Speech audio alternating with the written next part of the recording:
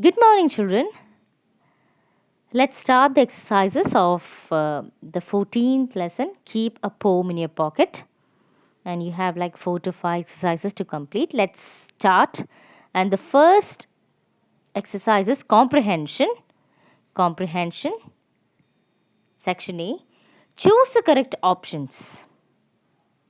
Choose the correct options. The first question. You'll never feel lonely if you keep in your pocket a book, a poem, or a story. What is the answer? A poem. You will never feel lonely if you keep in your pocket a poem. Shall we go to the next one? The little poem will dash, read to you, play with you, sing to you. The little poem will dash, read to you, play with you, sing to you. It's sing to you. The little poem will sing to you. So C is the answer. Next is exercise B. I'll be giving you the question answers. Now let's go to exercise C. Exercise C. Read the lines and answer these questions. We have 2 or 3 lines from the poem and some sub questions will be given and we'll be answering those questions on the basis of the poem. Okay, now let's look at the lines given here. First one. And you will never feel lonely at night when you're in bed. And you'll never feel lonely at night when you're in bed. Now we have 2 questions regarding this. First one. Who said these words? Who said these words? The poet said these words. The poet said these words. Next question. How will you never feel lonely at night? How will you never feel lonely at night? Because what happens is when you start reading the poem and keeping the poem in our head, trying to memorize it, what happens is you are not aware of the things what's happening around you, and you will try to remember the beautiful things maybe which you could connect. Okay, so that's why you'll be in different you will start to think of different things. Okay, you have different thoughts in your mind, so at the time you will never feel lonely. Okay, this is what the answer is. And mainly exercise C and D are only for discussion. There is no need to by heart this. It's just for discussion so that you can understand the poem very well. Okay, exercise C, exercise D, and few more exercises are there which are only for discussion. Okay, so you just have to keep in your mind. Now let's look at the second one. And the little picture bring to you a dozen dreams to dance to you. And the little picture bring to you a dozen dreams to dance to you. And the questions given are, when do we dream? When do we dream? When do we dream actually? When we are asleep. Yes or no? We dream when we are asleep. The next question. How can a picture bring dreams to us? How can a picture bring dreams to us? A picture can bring what? Help us to think about different things. Okay, that means you start, if you see a picture, you start imagining different things related to it. And if you keep that picture in your mind when you're asleep, sometimes you can dream about that picture related. You can just uh, dream about those things in your sleep. That's what maybe sometimes you can see that some things when you see in the morning, so during the day you see some things, but in the night you see them in the dreams. Yes or no? So pictures which you see, which you or the things which you hear can help you to dream at night. Okay, this is mainly what uh, the answer is. Now let's go to the next section, exercise D, think and answer. First one, how could we keep a poem in our pocket or head? How could we keep a poem in our pocket or head? How can we keep a poem?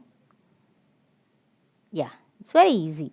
That is, we can write a poem, or yeah, you can write a poem, or you can keep that in your pocket, or um, the best way to keep in your head is what, memorizing the poem. So now when we read and read and read, we start memorizing the poem, and that's how you can keep the poem in your head. Okay. So keeping a pocket in a pocket means you can write and keep it in a pocket, or in your head means you should memorize the poem. Then only you can keep the poem in your head. Now let's go to the next question. Do you like books with pictures or without pictures? Why? Yeah, it's a question to you. It's an open question.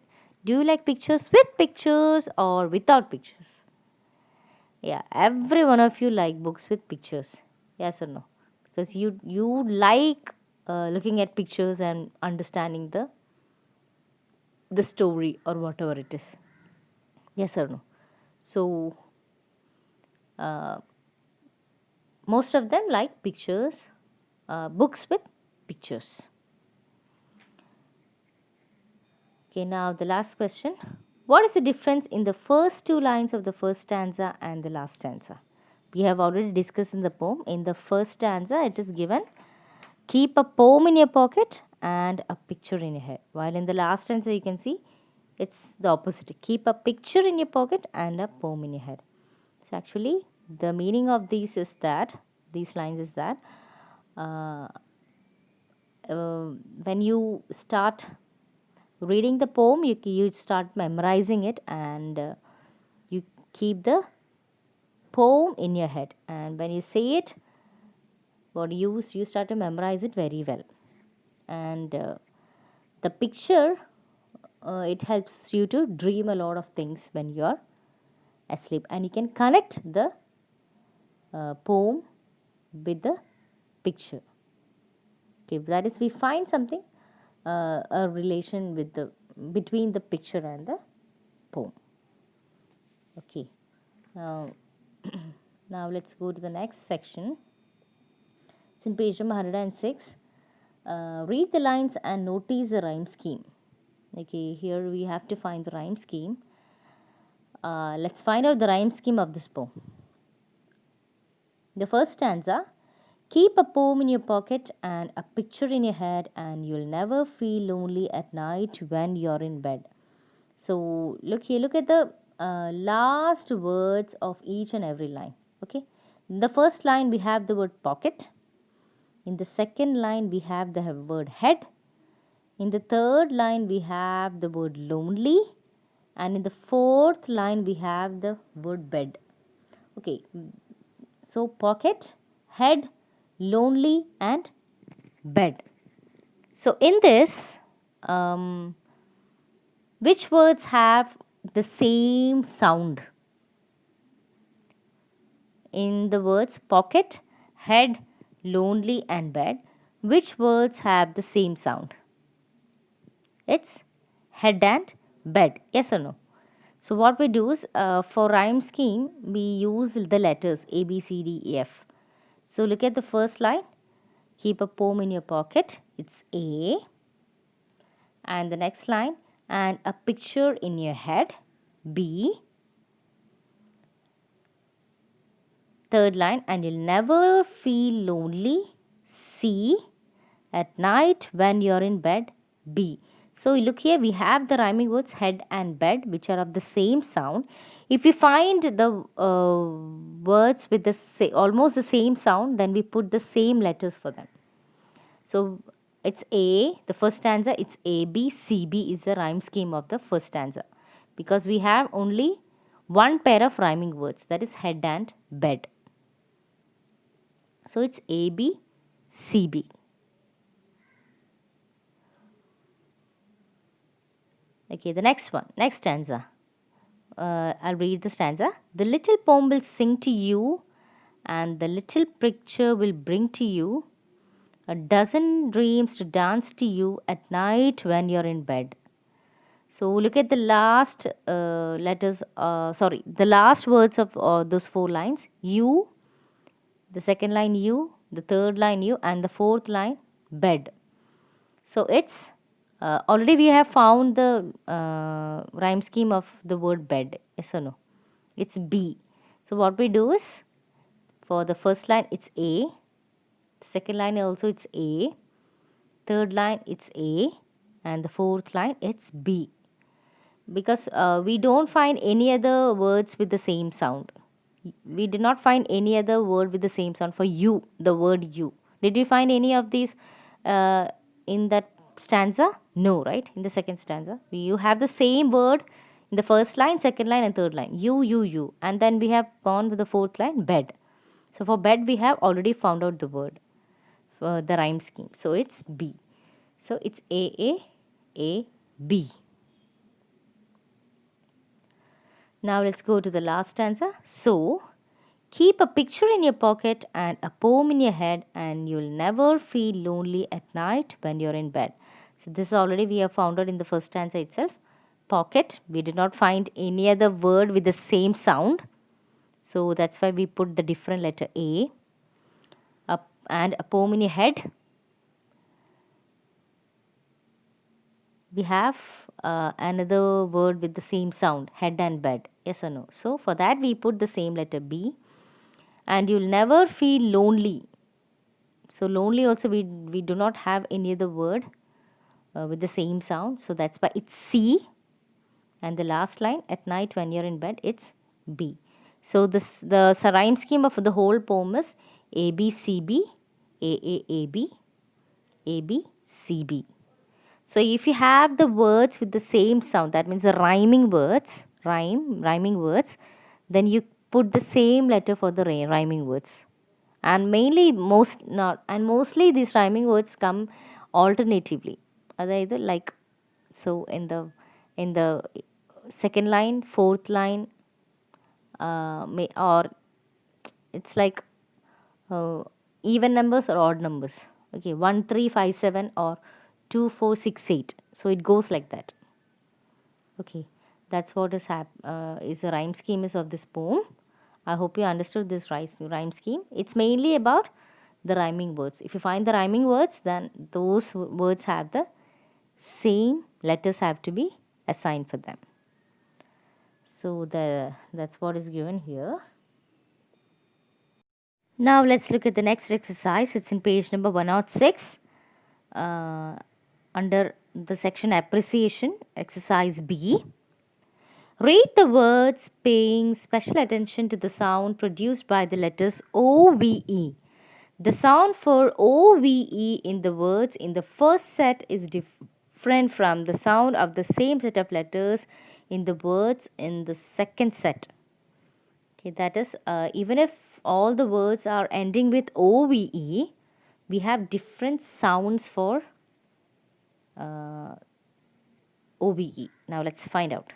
The first set of words are LOVE love, DOVE dove, ABOVE above, GLOVE glove, and SHOVE shove. Okay, I want you to repeat after me. Love, dove, above, glove, and shove. Once again, love, dove, above, glove, shove. Now let's go to the second set of words. CLOVE is clove, DROVE is drove, GROVE is grove, COVE is cove, and TROVE is trove. So repeat after me.